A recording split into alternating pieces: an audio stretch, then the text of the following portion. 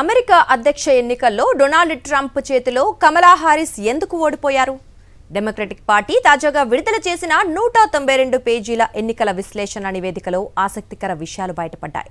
Gaza యుద్ధ ప్రభావం నుంచి బైడెన్ వైఖరి వరకు పలు కారణాలను నివేదికలో ప్రస్తావించారు.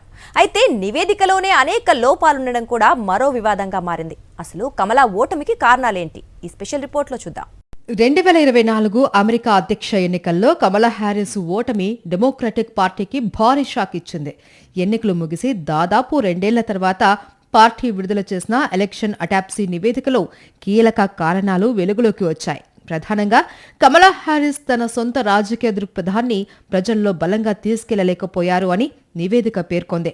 ప్రచారం మొత్తం ట్రంప్ను ఓడించాలి అనే నినాదం చుట్టూనే తిరిగింది అని, కానీ ప్రజలు ఎదుర్కొంటున్న ధరల పెరుగుదల, ఆర్థిక సమస్యలకు స్పష్టమైన పరిష్కారాలు చెప్పలేకపోయిందని విశ్లేషించింది. ట్రంప్ వద్దు అనడం మాత్రమే సరిపోలేదు అని, కమలా ఏం చేస్తుంది అనే ప్రశ్నకు సమాధానం లేకపోవడమే ఓటర్లను దూరం చేసింది అని నివేదిక తేల్చింది.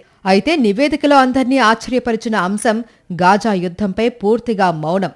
బైడెన్, కమలా ప్రభుత్వం ఇజ్రాయెల్కు మద్దతు ఇవ్వడం, గాజాలో జరిగిన విధ్వంసంపై అమెరికా ముస్లిం వర్గాలు, యువతలో తీవ్ర అసంతృప్తి నెలకొనడం ఎన్నికల్లో ప్రభావం చూపింది అని అనేక సర్వేలు సూచించాయి. 2020లో బైడెన్కు ఓటేసిన వారిలో గణనీయమైన వర్గం 2024లో కమలాకు దూరమైందని విశ్లేషణలు చెబుతున్నాయి. అయినప్పటికీ 192 పేజీల నివేదికలో గాజా, ఇజ్రాయెల్ అనే పదాలు ఒక్కసారి కూడా ప్రస్తావనకు రాకపోవడం విమర్శలకు దారితీసింది. డెమోక్రటిక్ పార్టీ ఓటమికి ప్రధాన కారణాల్లో ఒకటైన అంశాన్ని కావాలనే పక్కన పెట్టారు అని విశ్లేషకులు అంటున్నారు. కమలా హ్యారిస్ కు అప్పటి అధ్యక్షుడు జో బైడెన్ నుంచి తగిన రాజకీయ మద్దతు లభించలేదని కూడా నివేదిక వ్యాఖ్యానించింది. ఉపాధ్యక్షురాలిగా ఆమెకు వలసల సమస్య వంటి అత్యంత వివాదాస్పద బాధ్యతలు అప్పగించినప్పటికీ ప్రజల్లో దాని రాజకీయ ప్రభావాన్ని ఎదుర్కొనేలా సరైన వ్యూహం రూపొందించలేదు అని పేర్కొంది. అమెరికా, మెక్సికో బార్డర్లో అక్రమ వలసలను నిరోధించే బాధ్యత కమలాదేనని, రిపబ్లికన్లు చేసిన తప్పుడు ప్రచారానికి సమర్థవంతమైన కౌంటర్ ఇవ్వలేకపోయారు అని విశ్లేషించింది. ప్రారంభం నుంచే కమలాను జాతీయ నాయకురాలిగా బలంగా తీర్చిదిద్దే ప్రయత్నం జరిగి ఉంటే ఫలితాలు భిన్నంగా ఉండేవని నివేదిక అభిప్రాయపడింది.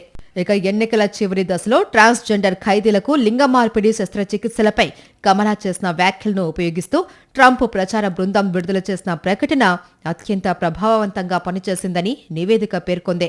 ఆ ప్రకటనతో కమలా ప్రచార బృందం ఆత్మరక్షణ వైఖరిలోకి వెళ్లిపోయిందని వెల్లడించింది. అయితే మరోవైపు ఈ నివేదికపైనే ఇప్పుడు ప్రశ్నలు తలెత్తుతున్నాయి. ఎగ్జిక్యూటివ్ సమ్మరీ, ముగింపు వంటి కీలక విభాగాలు లేకపోవడం, అనేక తప్పులు ఉండటం, కొన్ని విశ్లేషణలకు ఆధారాలు చూపకపోవడం వివాదాస్పదమయ్యాయి. అయినప్పటికీ కమలా హ్యారిస్ ఓటమి వెనుక వ్యూహాత్మక లోపాలు, బైడెన్ ప్రభుత్వంపై ప్రజల్లో పెరిగిన అసంతృప్తి, ట్రంప్ ప్రచార దూకుడు కలిసి పనిచేశాయని ఈ నివేదిక స్పష్టం చేసింది. ట్రంప్ను ఓడించడం ఒక్కటే లక్ష్యంగా పెట్టుకుని ప్రజలకు ప్రత్యామ్నాయ భవిష్యత్తు దిశను చూపడంలో కమలా హ్యారిస్ విఫలమైందనే అభిప్రాయం వ్యక్తమవుతోంది. అమెరికా రాజకీయాల్లో ఈ నివేదిక మరో కొత్త చర్చకు తెరలేపింది.